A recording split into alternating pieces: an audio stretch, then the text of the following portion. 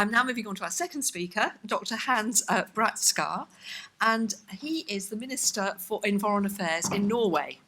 Now, for people who come from my sort of background, Norway is sort of one of our favourite countries. And the reason for this is that Norway has often taken the lead in how to move forward on both education and health services in developing countries, taken the lead often in mobilising other support, taken the lead in innovation in how it can be done. So it's a great privilege to have Dr. Brattskar here.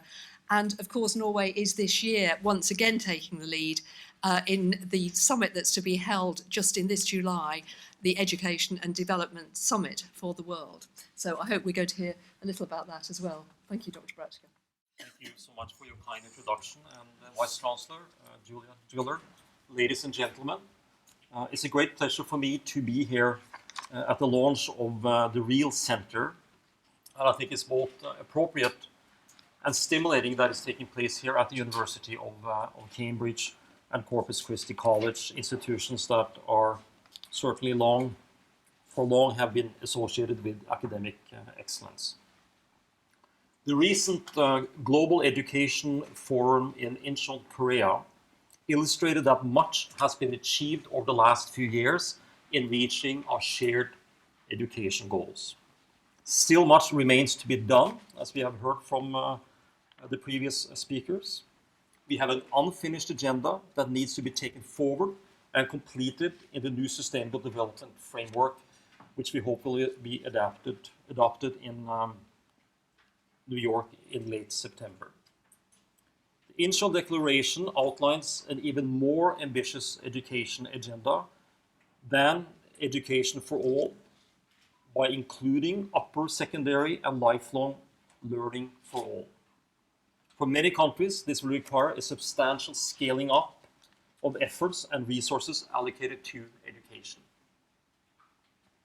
We need to do much more to reach the 58 million children and 63 million adolescents who are still left behind and are not receiving an education. We must also realize that reaching the most vulnerable children and youth will require more resources, innovation, and new approaches. Equitable access means education for every child. Children with disabilities provides an unfortunate illustration of how children can be systematically excluded from an opportunity to learn. We need more knowledge about who these children are, but also develop policies that lead to quality education for all.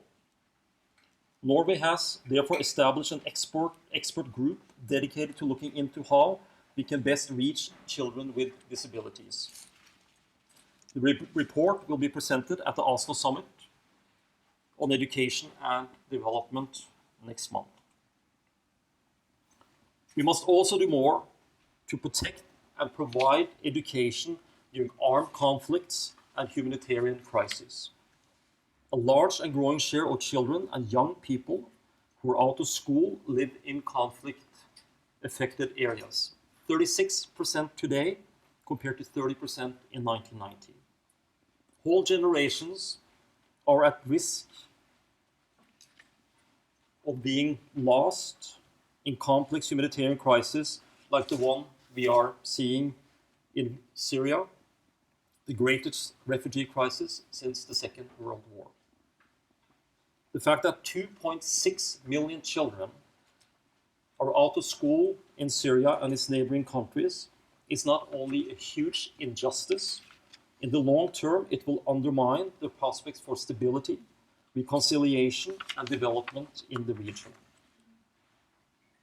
Norway has increased its efforts to reach children who are displaced or in other ways affected by armed conflicts and humanitarian crises.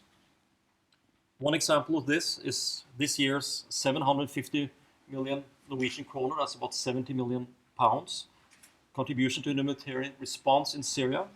We have earmarked 150 million Norwegian kroner, 1/5 of the total amount for education. And, as the other speakers have emphasized, we must do more to promote education for girls. We must be more insistent than ever that education is a right for girls just as it is for boys.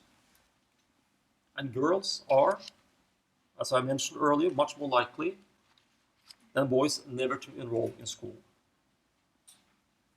Progress, however, has been made in tackling the severe gender disparity in rates of school enrollment, but much needs to be done in many countries to assure progress. The low number of girls who enroll in and complete lower and upper secondary school gives particular reason for concern. Only around half of the countries in the world will meet the education for all goal of gender parity in secondary education. We need to show that investing in education for girls provides security for the family in the same manner as investing in education for boys.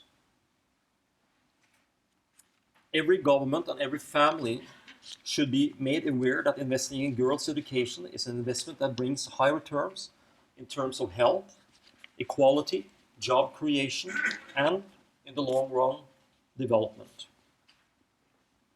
This morning I had the pleasure of visiting the office of CAMFED.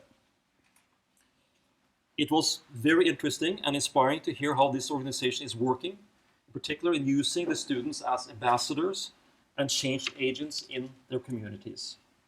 This could be one way to convince parents that investing in the education of girls is also an investment in the future security of the family. We need to do more as well to enhance education quality and learning outcomes.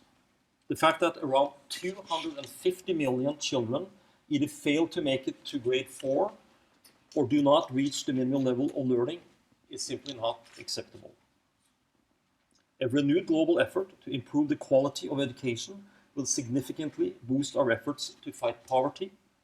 It will foster development, and it will make a contribution to fulfill the need to create 600 million new jobs in the period 2013 to 2020 that the International Labour Organization has said we need to make. 600 million new jobs in a period of 7 to 8 years.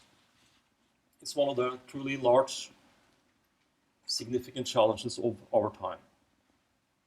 And the issue of quality teaching is crucial. In a third of the world's countries, less than 75% of primary school teachers are trained to national standards. In Africa, there are 55 pupils on average for every qualified teacher. And in some countries, the challenges are even greater than that, as I saw during visits to Malawi and Niger earlier this year. We must work with teacher associations as well as with the national authorities in developing countries to find the best and most constructive approaches to improve the quality of education. Teachers must be put at the center of the education agenda. Many more qualified teachers are needed. This will require additional funding, but countries also have to develop teacher policies that can assure quality teaching. All countries need to give priority to education, but to do so, they must develop the tax base and finance this sector through government budgets. But there's also heavy responsibility on donor countries. And as Julia Gillard said, ODA funding for education has been reduced by around 10% over the last few years. And this trend must be reversed. We believe that the business, if you would like, business case for education is clear. The World Bank partner countries have put education at the very top of the priority list for a good reason. Education also came out as a top priority in the UN The World We Want survey. Still, education has not been as successful as other priority areas such as health and the work against climate change to attract support from new partners in the private sector and from foundations. The Norwegian government will do its part to push for progress. We have made a commitment to double our development aid set aside for education over a four-year period, and we seek partnerships with other donors in order to make a significant positive difference. By organizing the Oslo Summit on Education for Development on the 6th and 7th of next month, the Norwegian government hopes to strengthen the business case for education. And in doing so, we need convincing evidence that investing in education brings learning outcome. From our experience on climate change issues and global health, we have seen that focus initiatives such as the new Climate Economy Commission and the UN Commission for Life-Saving Commodities can strengthen the legitimacy and mobilize additional support. It also can encourage academic vigor and bring in practitioners from different sectors to make a strong case for increasing funding for education and to give it the needed political attention. We believe that with the summit, we do not only want to engage ministers of education, we would like to engage ministers of finance, prime ministers, heads of state, in order to give education the needed political attention in years to come. By focusing on equity and learning, the Real Center can play a substantial role in supplying much needed knowledge for how we can provide quality education for as many students as possible. We hear these days a lot about the need for data and for more knowledge about needs and challenges. This is certainly called for. Still, data in itself will of course not be sufficient. We need to ensure that robust methodology and research is applied in ways that can lead to concrete policy recommendations. By focusing on equity and learning, the Real Center will play a critical role in strengthening the evidence base. I wish the Center every success, and thank you for your attention.